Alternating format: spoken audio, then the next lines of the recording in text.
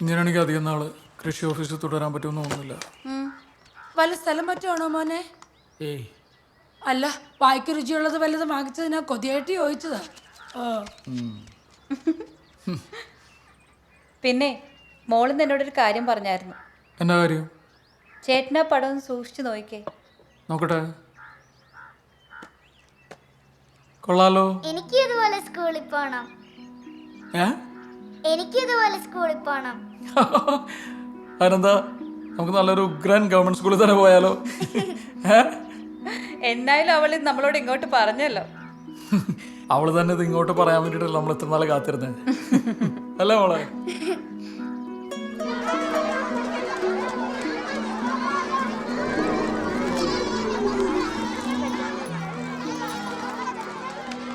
ഇപ്പോഴെങ്കിലും നല്ല ബുദ്ധി തോന്നിയല്ലോ.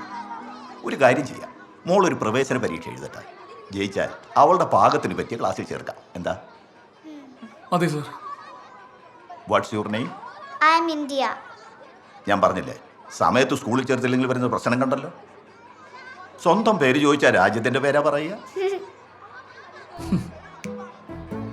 No sir, my name is India. അത് കൊള്ളാലോ. ഇതിലും വെറൈറ്റി ഒരു പേരാ സോമചേട്ടൻ ആദ്യം ഇടാനിരുന്നേ, കൃമുഹി. കൃമുഹിയോ? ക്രിസ്ത്യൻ, മുസ്ലിം, ഹിന്ദു. പിന്നീട് ഞങ്ങൾ വിചാരിച്ചു മതമേ വേണ്ട. ഇവൻ ചെറുപ്പത്തിലെ വ്യത്യസ്തനാണല്ലോ. എല്ലാ ദിവസവും എണ്ണ തേച്ച് കുളിച്ചാൽ കൊളസ്ട്രോൾ കൂടുമെന്ന് ചോദിച്ച കക്ഷിയാണ്. അപ്പോഴേ സോമ, എക്സാം ഡേറ്റ് ഞാൻ അറിയിക്കാം. ഓക്കെ. ശരി.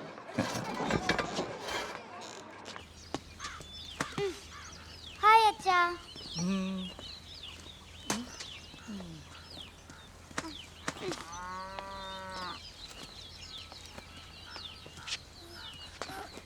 നിന്റെ ബാഗിന് തന്നെ പറ്റിയതാടാ? അമ്മ ഇത് എന്റെ ബാഗല്ല. അഡ്മിഷൻ ശരിയായോ? ആ, ജോർജ് മാഷ് ഓഫീസിലേക്ക് വിളിച്ചിട്ടുണ്ടായിരുന്നു. അന്ന് എഴുതിയ പരീക്ഷയ്ക്ക് ഇവയ്ക്ക് എ ഗ്രേഡ് ഉണ്ടെന്ന്.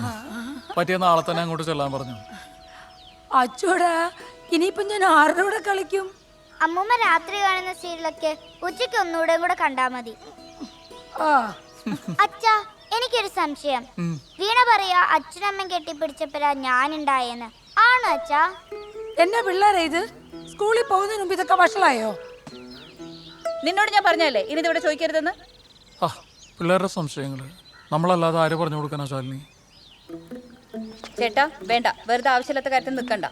ഓ, വാ തുറന്ന സംശയം ചോദിക്കുന്ന ഒരു കൊച്ചും അതിനൊക്കെ സമാധാനം പറയാൻ പറ്റിയ ഒരു തത്തയും. മോളെ, അച്ഛൻ്റെ അമ്മയുടെ മനസ്സിൽ ഇഷ്ടം തോന്നിയപ്പോൾ ഞങ്ങൾ വിവാഹം കഴിച്ചു. അതുപോലെ തന്നെ ഞങ്ങൾ സ്നേഹത്തോടുകൂടി ഒന്നായപ്പോൾ അമ്മയുടെ വയറ്റിൽ മോളുണ്ടായി. അങ്ങനെ അമ്മയുടെ വയറ്റിൽ കിടന്ന് മോൾ ഓരോ മാസവും വളർന്നു. തിരിഞ്ഞും മറിഞ്ഞും നിന്റെ കുഞ്ഞിക്കാല് വെച്ച് അമ്മയുടെ വയറ്റിലെ ചവിട്ടുമ്പോൾ അത് സന്തോഷത്തോടുകൂടി സഹിച്ച് 10 മാസം നിന്നെ ചുമന്ന ആളാണ് നിന്റെ അമ്മ.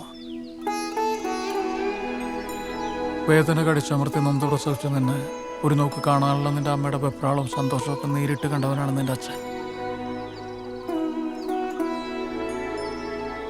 മക്കൾക്ക് വേണ്ടി എന്തും ത്യജിക്കുന്നവരാണ് അമ്മമാർ. അവരൊരിക്കലും കരയിപ്പിക്കരുത്.